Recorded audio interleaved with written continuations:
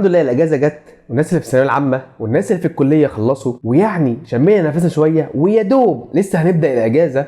تلاقي حد بيقول لك اعمل ايه في الاجازه؟ انا عايز استفيد من الاجازه، وانا حقيقي عندي ليك 5 حاجات، افضل 5 حاجات تعملهم عشان تستفيد من الاجازه الاستفاده القصوى في قهوتك اللذيذه او مشروبك اللي بتحبه. ويلا نبدا.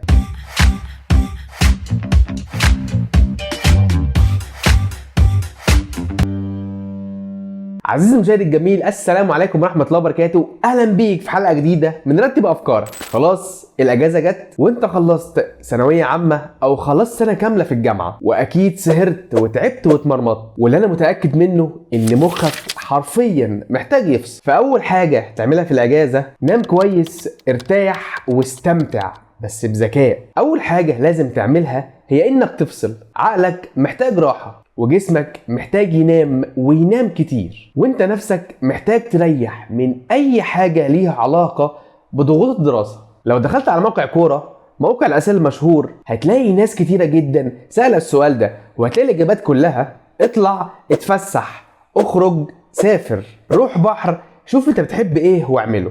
استمتع باجازتك، ادي نفسك فرصة الدراسة توحشك، او ادي نفسك فرصة ان الشغل يوحشك، مع اني عارف والله ان الشغل ما بيوحش حد.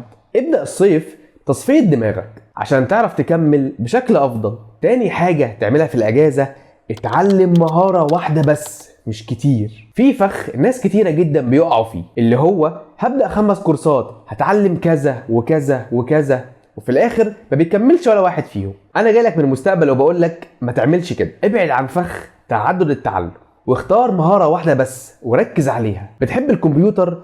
جرب تتعلم برمجة، مونتاج، تصميم. عندك كاريزما؟ جرب مهارات التواصل والتسويق. بتحب اللغات؟ خد خطوة في الانجليزي او اي لغة تانية انت بتحبها. اختار مهارة بتحبها او شايف نفسك فيها وبتستمتع وانت بتعملها، وهات كورس واحد فيها وخلصه. المهم انك تخلصه. تاني، شوف حاجة تفيدك في شغلك او دراستك او شخصيتك وابدأ فيها وتعلمها هي بس، ولما تخلصها شوف حاجة تانية. ما تتعلمش حاجتين في نفس الوقت. تالت حاجة تعملها في الأجازة جرب تقرأ كتاب كامل في يوم واحد. بص، أنا عارف إن مفيش حد بيحب القراءة بالفطرة، وبالأخص في الوضع الحالي اللي فيه عدد لا نهائي من مصادر التسلية، بس الوضع ده نفسه هو اللي بيخلي الشخص اللي بيقرأ عنده مهارة خارقة مش عند غيره. وأكيد دلوقتي بتسأل نفسك إزاي هقرأ كتاب كامل في يوم واحد وانا اصلا ما بحبش القراءه؟ اهدى، الموضوع ابسط بكتير مما تتخيل. بدايه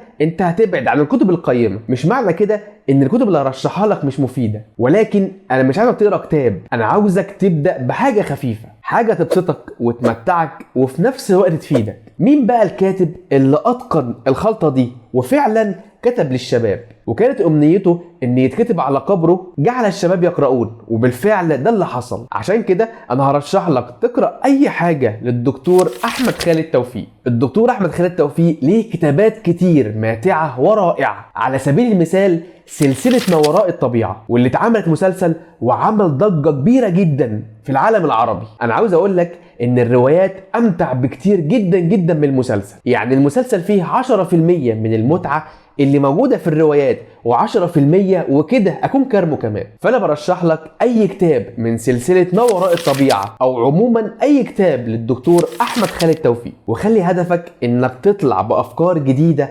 تساعدك في حياتك. رابع حاجة تعملها في الأجازة اشتغل. جرب الحياة الحقيقية.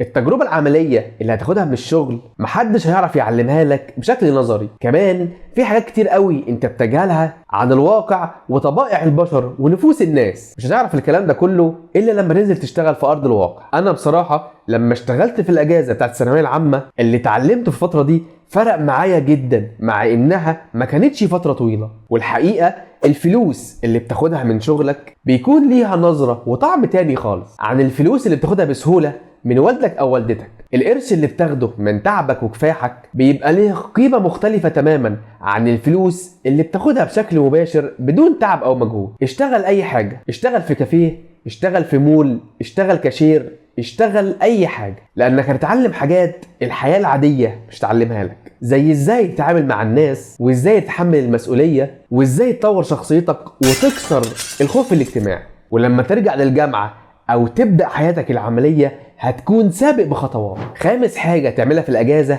اعمل ذكريات. بص بقى، الكلام اللي فات ده كله مهم جدا، بس لو قضيت الصيف كله مذاكرة وتطوير هتتعب برضه. فاعمل ذكريات حلوة، سافر، مش لازم بره بلدك، دور جوه المكان اللي انت عايش فيه، هتلاقي درر الناس بتدفع فلوس عشان تيجي تشوفها، ولو ما لقيتش سافر مكان تاني، اتفسح، انبسط، اعمل يوم مميز مع اصحابك، خد صور، جرب حاجات لأول مرة، اضحك من قلبك وعيش اللحظة. الذكريات هي اللي بتفضل معاك وبتديك طاقة تكمل السنين اللي جاية. الصيف مش لازم يبقى راحة ومتعة وسهر ودلع، ولا لازم يبقى مذاكرة وتطوير وشغل، ممكن يبقى مزيج رايق بين الاتنين، شوية دلع وشوية شغل، شوية متعة وشوية مذاكرة. لو عملت الخمس حاجات اللي قلنا عليهم هترتاح فعلا وهتتطور وهتستمتع، والأهم هتبدأ السنة الجديدة وانت أحسن وانت أقوى وأهدى بكتير من اللي حواليك. واستغل الأجازة في إنك تشوف الحلقات اللي فاتت،